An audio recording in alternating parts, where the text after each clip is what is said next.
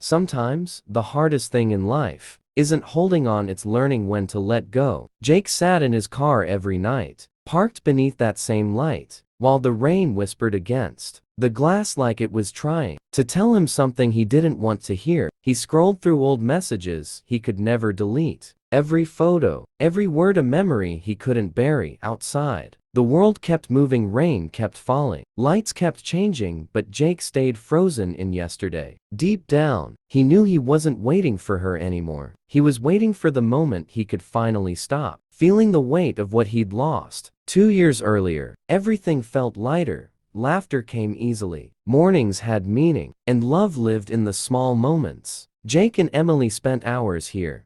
2 cups of coffee, 1 heart, endless plans about a forever they believed in. But forever has a way of breaking, sometimes with words you can't take back, sometimes with the silence that follows them. She stood up without a word. The doorbell chimed as she stepped out into the rain, and he never saw her again. And just like that, forever turned into a memory. Warm coffee gone cold, 1 cup untouched, and silence filling the space where love used to live. Weeks turned into months. The photo on his wall felt heavier every day. The laughter in his home had turned into echoes, and the air smelled like time standing still. His apartment had become a museum of memories. Letters folded neatly, a half-empty cup, her perfume still faint in the air. Sometimes he laughed quietly, remembering a moment that once felt infinite. But the laughter always died halfway through. Every photo was a doorway back to a moment he could never enter again. Grief doesn't always scream, sometimes it just whispers. He looked out the window and saw the rain begin again. The same rain that once fell when she left. And for the first time, he wondered if the world was trying to tell him to move on. One Sunday morning, after months of silence, Jake finally stepped outside. The sun felt softer than he remembered.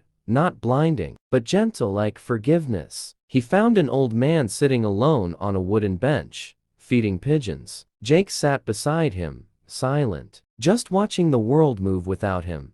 After a while, the old man smiled and said, "If you keep staring at the closed door, you'll miss the one opening right behind you." His voice wasn't loud, but it was the first thing that truly reached Jake. In a long time, Jake didn't reply. He just looked up at the trees, and for the first time, the wind felt different. It didn't sound like loneliness anymore. It sounded like change.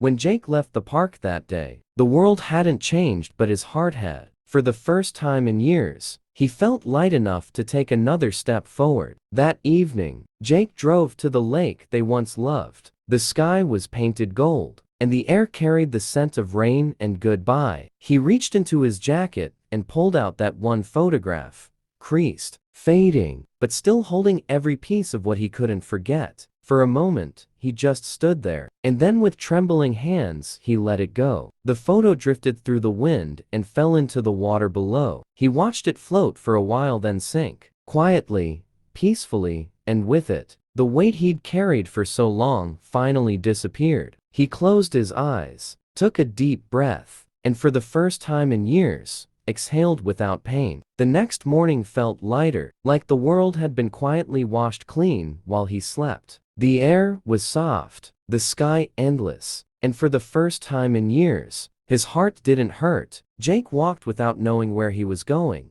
and it didn't matter. Every step felt like freedom, every breath like forgiveness. The wind brushed past him, not cold, not cruel, just alive. It carried no weight, no pain, only peace. For the first time, Jake smiled, not because he remembered her, but because he finally remembered himself. Peace doesn't come when life gets perfect. It comes when you stop fighting what's already gone and make space for what's meant to stay. Life moves forward, whether you do or not. But sometimes, when you finally take that one step forward, the entire universe moves with you. Jake looked out at the world, the same world he once avoided, and for the first time, it didn't feel heavy anymore. It felt still. It felt like home. Letting go didn't mean forgetting. It meant forgiving himself for holding on so long. Peace wasn't something he found, it was something he allowed. He realized that when you finally let go, you stop carrying what was never yours to hold, and you make room for peace, for love, for yourself. Sometimes, letting go is the bravest thing you can do. And when you do, you don't lose anything. You simply make space for everything that's meant to be. Letting go doesn't end the story. It begins the chapter where you finally find yourself. The power of letting go.